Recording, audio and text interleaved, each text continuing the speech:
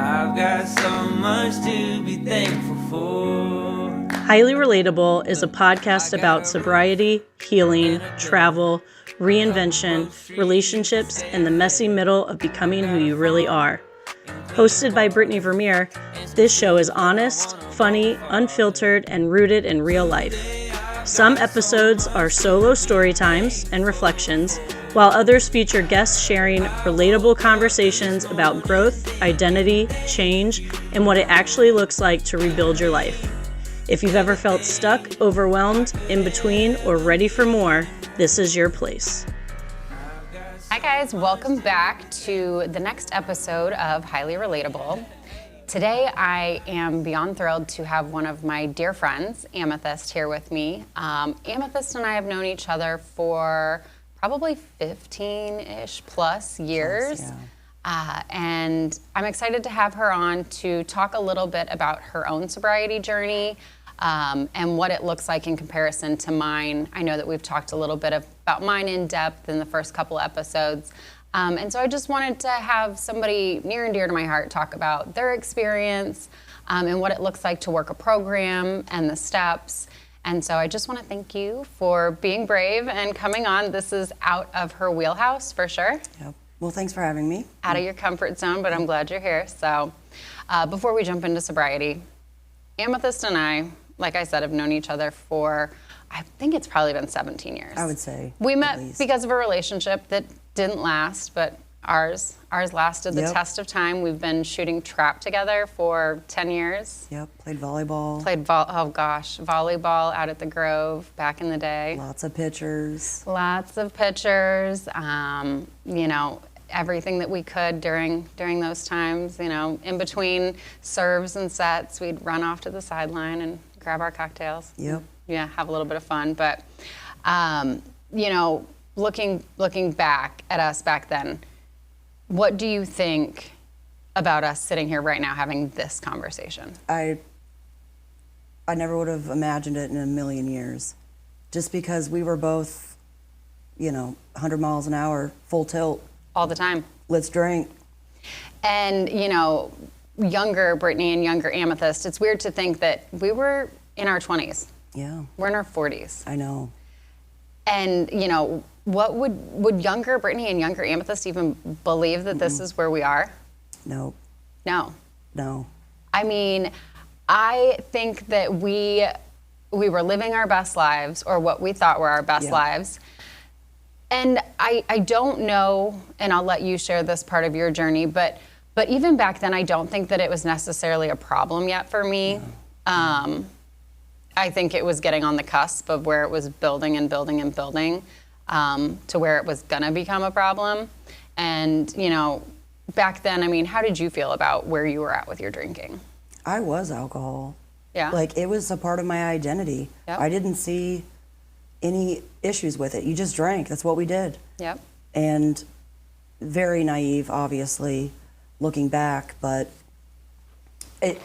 I'm still shocked and amazed that I'm actually sober, and I got sober because I wanted to get sober. I wasn't, hand to the fire or anything like that. I just never would have imagined that I would be here. And I think that's where both of us kind of are in our journeys and our stories, is that neither of us crash coursed, neither of us got a DUI, neither of us ended up in jail, neither of us saw our lives unraveling. I mean, inside, I think it felt like my life was falling apart, but from the exterior, and I've talked about how I looked functional, semi-functional.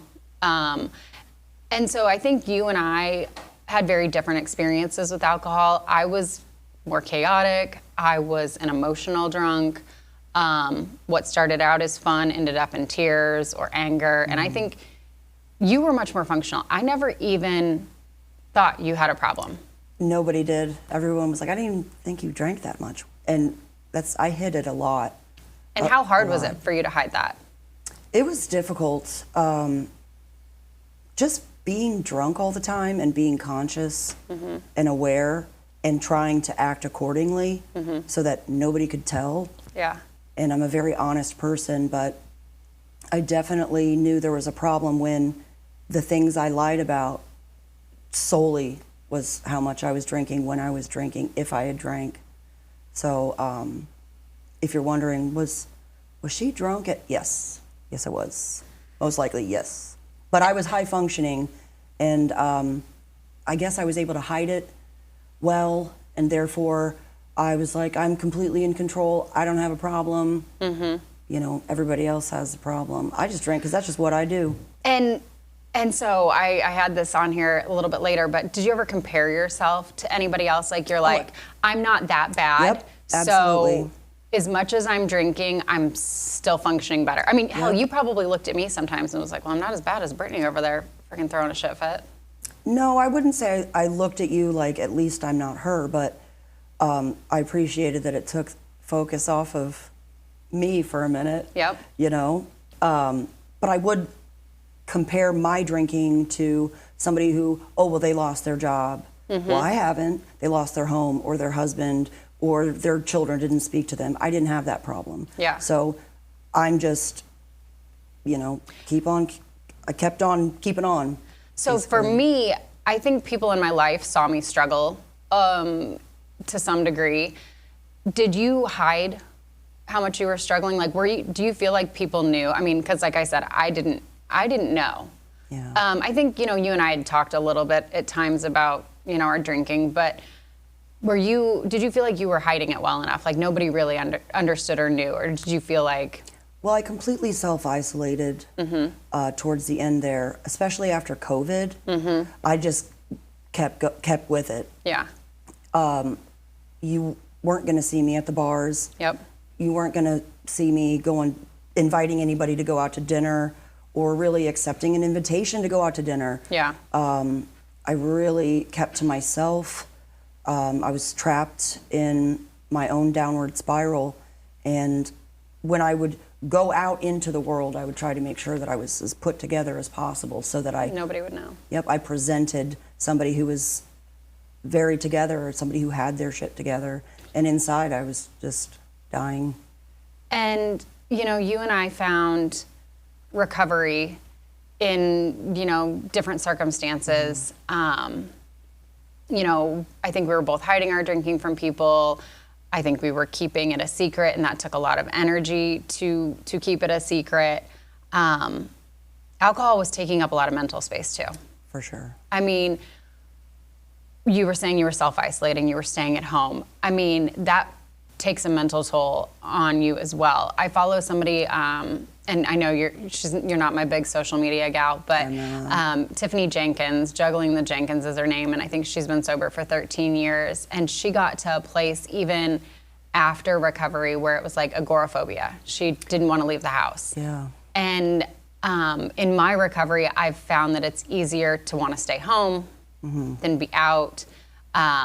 And so, you know, it can look like that from both sides. You know, I've said it a million times, there's no right way to be sober. And it's just not to drink. Yeah. And so whether you're self-isolating while you're drinking or if you're self-isolating after, you have to make yourself go out and do things. Yeah. And, you know, once you get sober, it doesn't magically fix everything. No. What surprised you most about yourself when you got sober? That it didn't fix everything. And I was like, here I am, world, finally. And the thing is there's a million reasons why I drank. But at the end of the day, I just love to drink. Like, at the end of the day, I just love to drink. And it was such a huge part of my personality. I thought I would be immediately not so hard on myself, that I wouldn't self-isolate so much. I can kind of relate to, I might actually look up that Tiffany person because I feel a little agoraphobic sometimes, but I've always been like a homebody. But I have to start forcing myself to kind of go out into the wild. But I got sober and I'm still me. I'm still the same person. I'm not maybe as emotional. I would try very hard to be as present as possible, especially when I'm with other people, my children especially.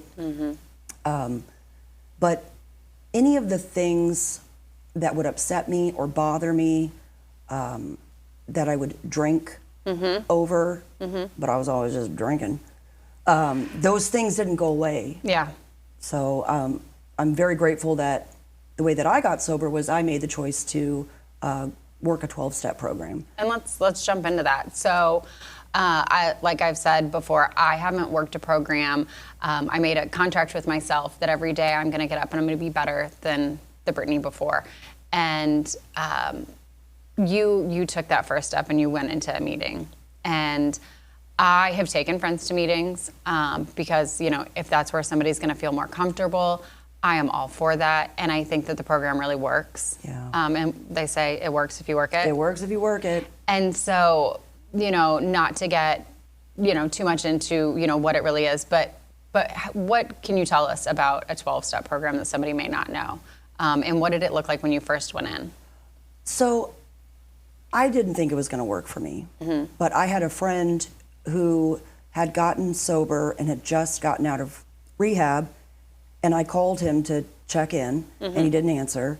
And so no big deal, went on about my business, and he calls me back, and I answer it, and I remember I had to look at my phone to do a double take to be like, is this who I think I'm talking to? He sounded absolutely amazing. And I said, I don't know, would you take me to a meeting sometime? And he's like, I'll be there tomorrow. Blah, blah. And then off we go. Really? So, yep, went to my first meeting, tanked, of course. And everyone was so kind. Everyone was so kind to me. And there's an energy and a vibe that's difficult to explain, where it's a room full of strangers. A lot of these people are my dear friends now, but we all know exactly what the other person feels like. And it's a sense of community and real fellowship. And I just kept going back. Didn't think it would work. Didn't quit drinking at first. Really? Yep. So I just showed up being a hot mess. And everybody still, they just keep coming back. So from your first meeting to still drinking but keep coming back, at what point did you decide, okay, enough's enough, I've gone to the meeting and I've still been, not necessarily sober. At what point were you like, okay?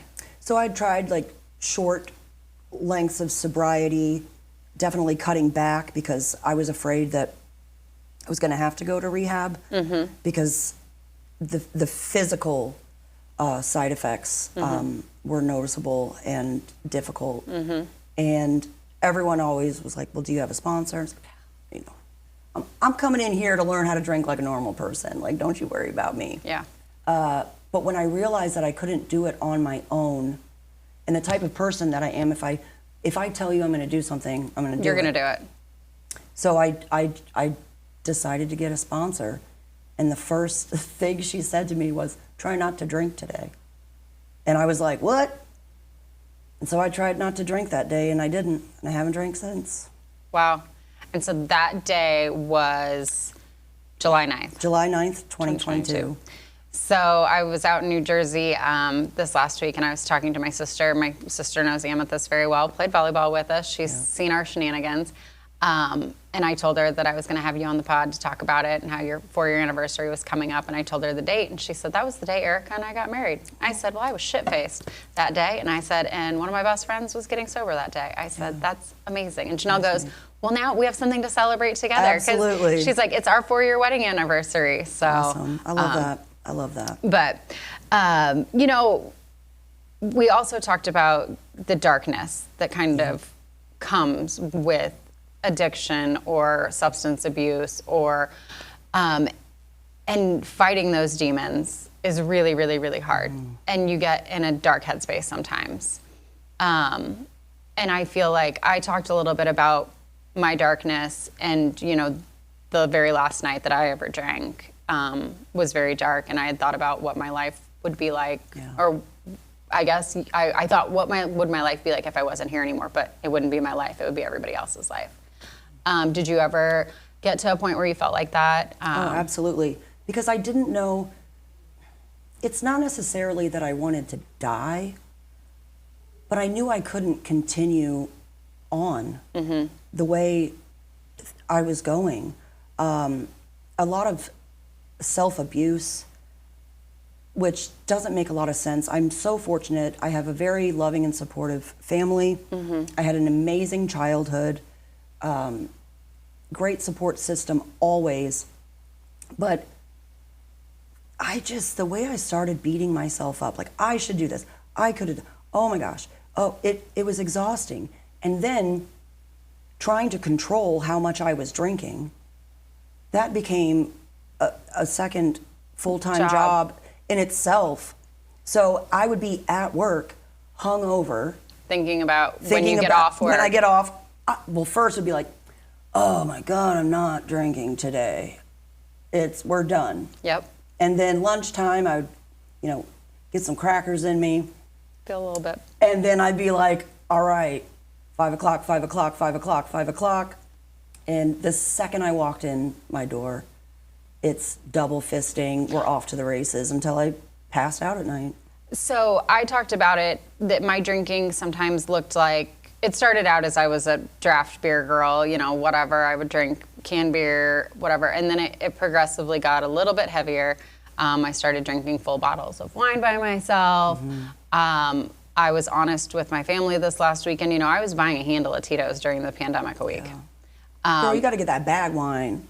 Oh, yeah. I did some bag wine. When you're hard up and you're just like, oh, this is $10 for this entire thing. You That's like know 3 how bottles. many bottles you're drinking. Oh, and Aldi had their own little version of a boxed wine that was the Winking Owl. I was like, oh, we'll just get 2 of those, and then we'll just pretend it's a single bottle. But they show you that there are 3 bottles you in don't this look bag. at that. No. Nope.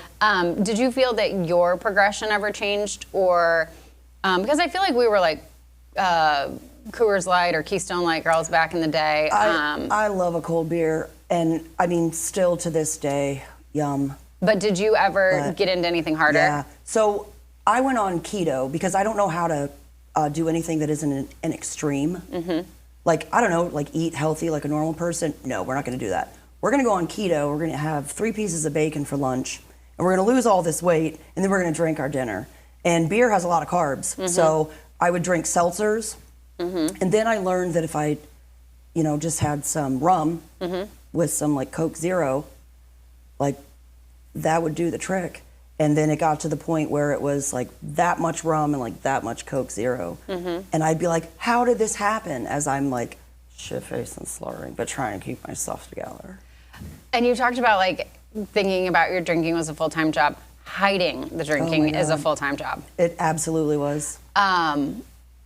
Was there anything that you were hiding from, your husband or your kids, or how much I was drinking that I had already started drinking? Like, I have big purses because I'm like Mary Poppins, but even back then, like, those came in handy when you gotta stuff some stuff. Yep.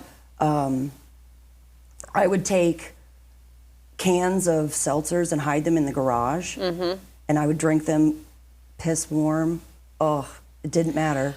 And because I didn't want, because it would be obvious if you hear because that's what I needed. I just needed as much as possible to even me out, and then I'm not going to drink for the rest of the evening. And that never worked out, ever. Because it wasn't enough. No. It was insatiable. Yep. Insatiable. And, we talked about hiding it. And I think I told you before, I was a mini bottle. I traveled everywhere with my mini bottles.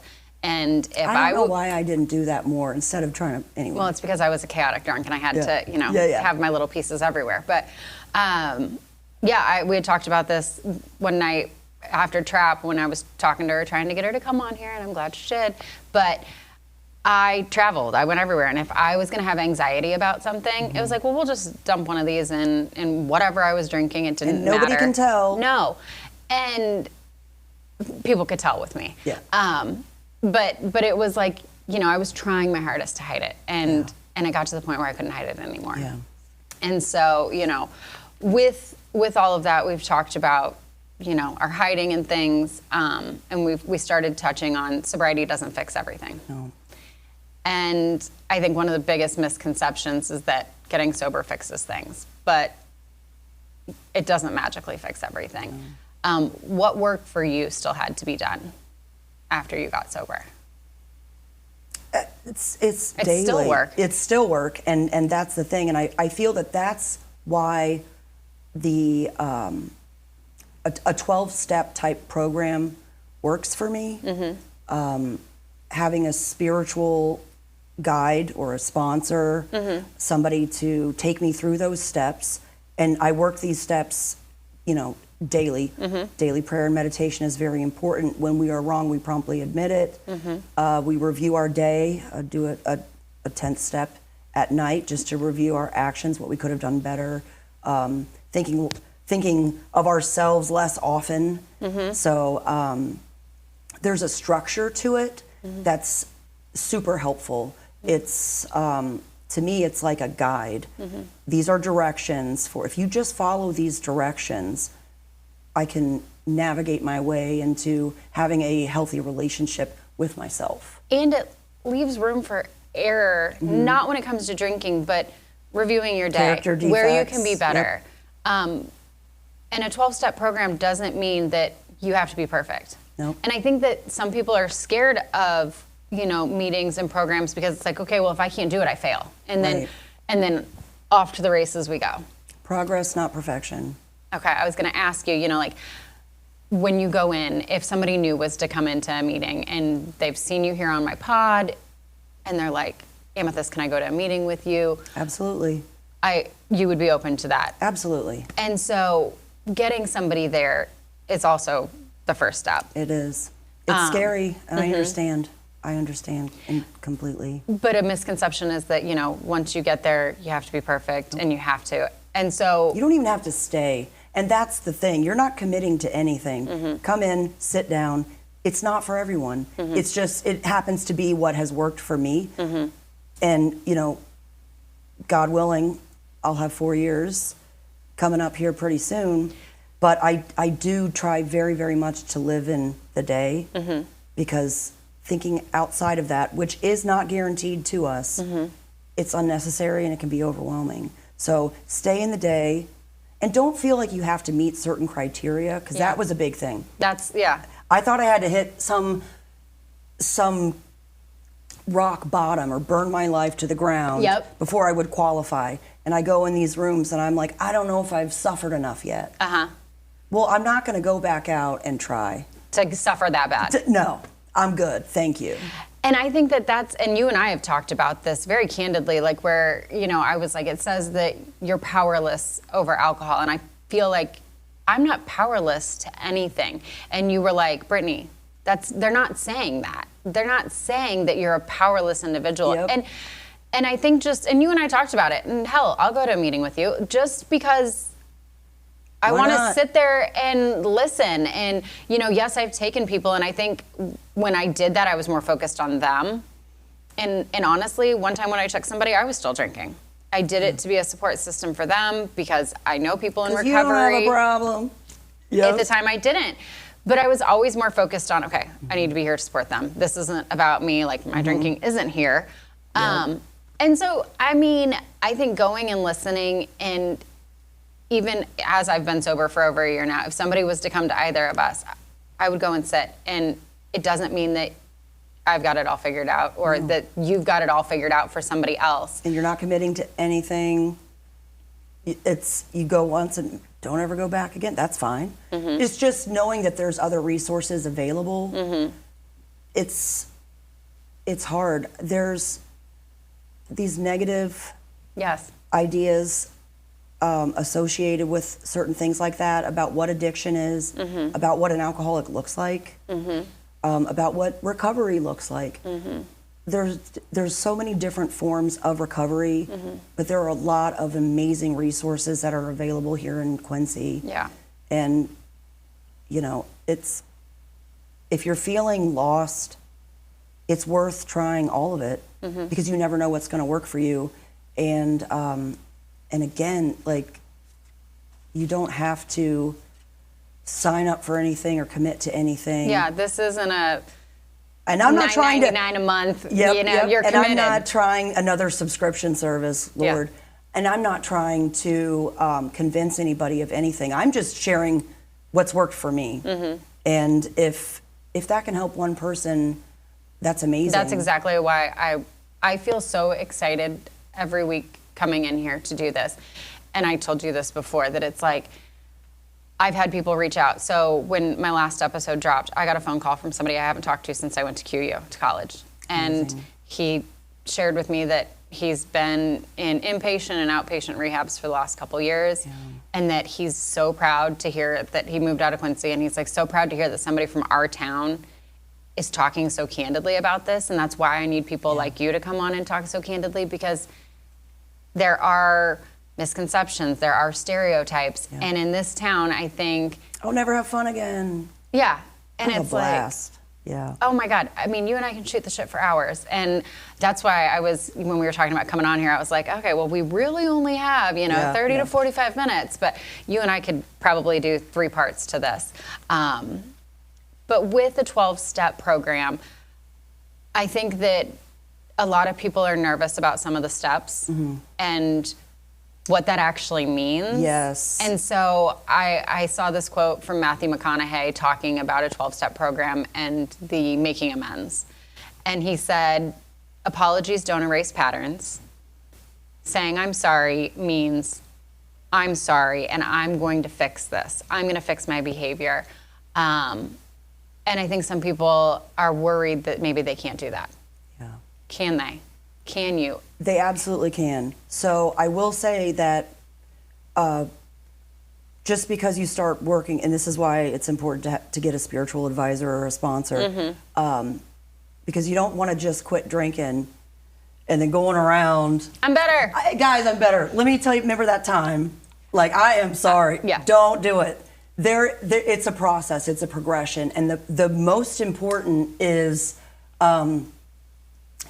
giving our will over to a power that's greater than us. And that, for me, just not to sidestep the amends piece, but that, for me personally, was the most difficult part.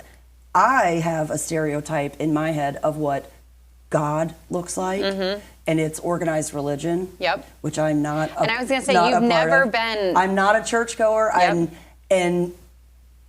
like, I don't know if I can do this. I'll do everything but.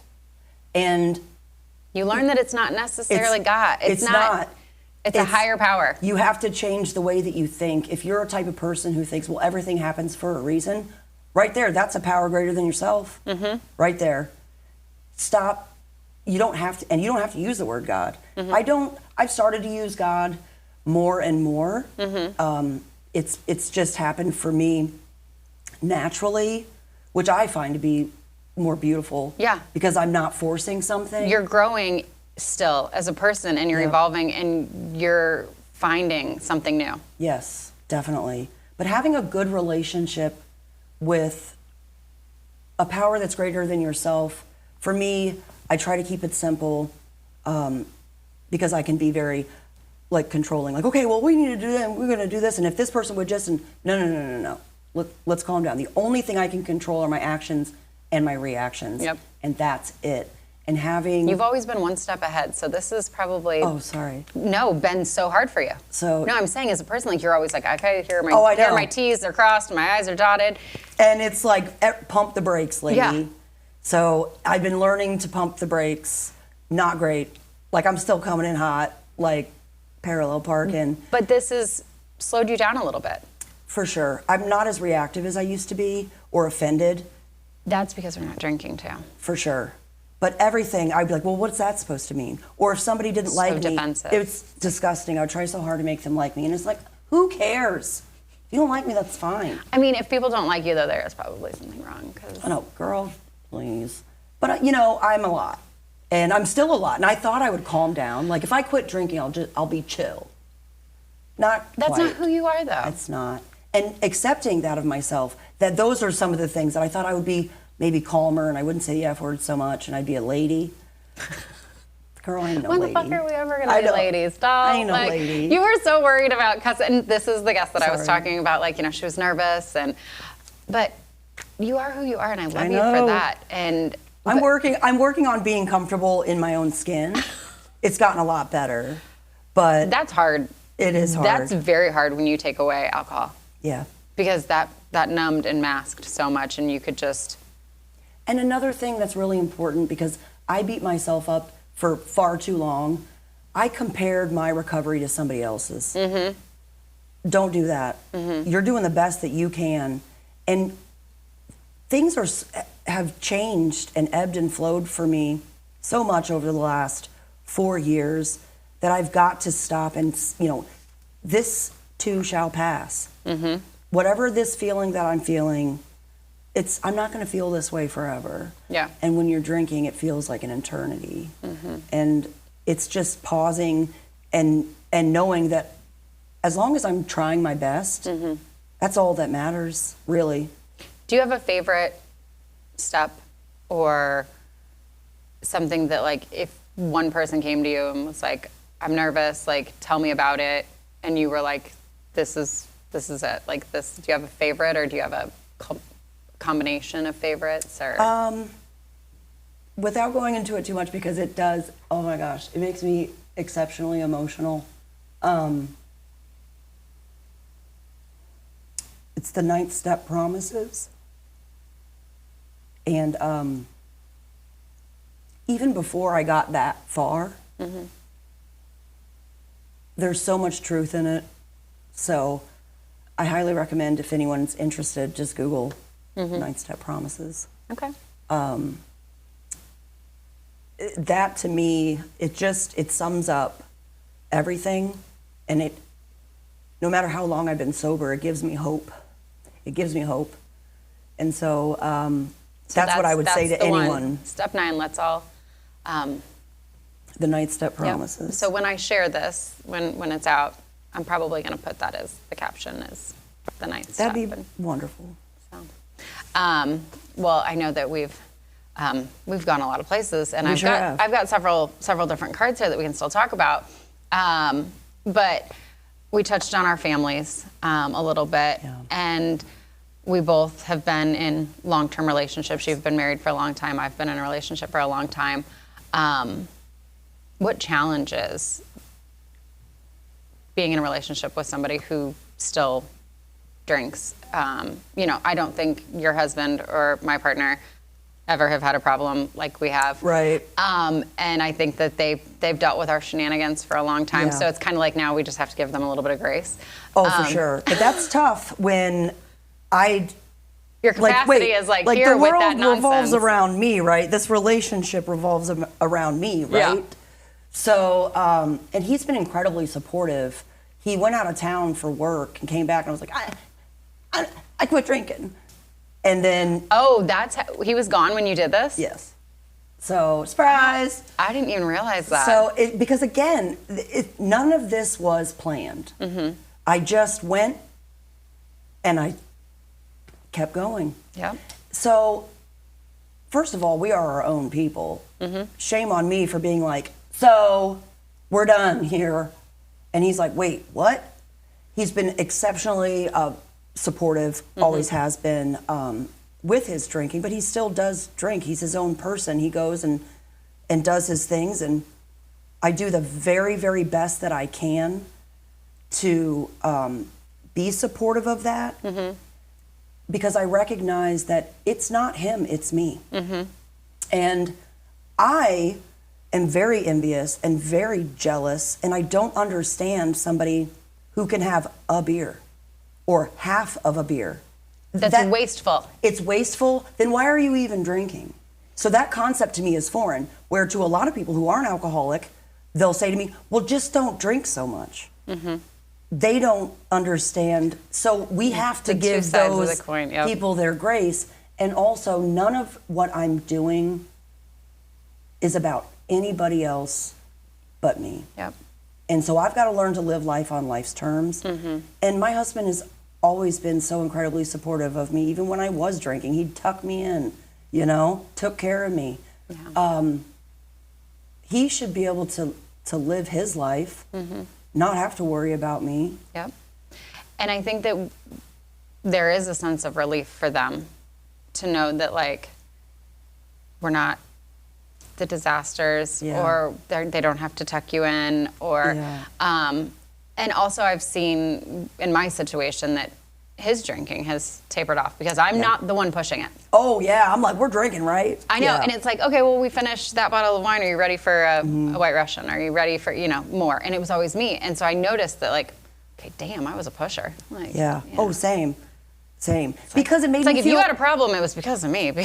But I was forcing it on you. But at the time, you're like, this is a bad look. Mm-hmm. So it made me feel better about myself. If I'm like, well, I made you drinks and I got this stuff and let's try this and let's do this. And so, but then I would just go sit in the garage because I didn't want to talk to anybody. I didn't want to be around anybody. And I would just drink. So And we were fortunate. We have amazing support systems. Yes. If somebody out there watching this is struggling, what would you say to them? I'll tell you. Because maybe they're like, I don't have a support system. I have dug myself into the ground so deep. And like I said in my first one, rock bottom is when you stop shoveling. So you've got yourself in this hole. You don't have a support system. What do you tell them? Again, another reason why the community of a 12-step program is so beneficial. I remember being like, I have enough friends. I don't know these people. I'm good. I have made some of the best friends I've ever had.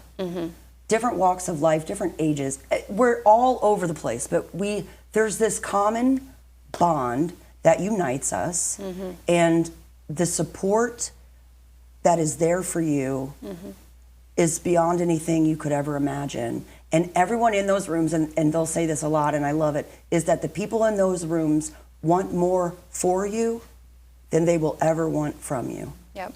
There's your support system. It's powerful. It really is. And that's such a blessing. Yes, it is. And I've never heard anybody say that like that. It's incredible. Yeah, And it's the truth. they want so much for you than they want from you. Because out in the world, everybody wants something from you.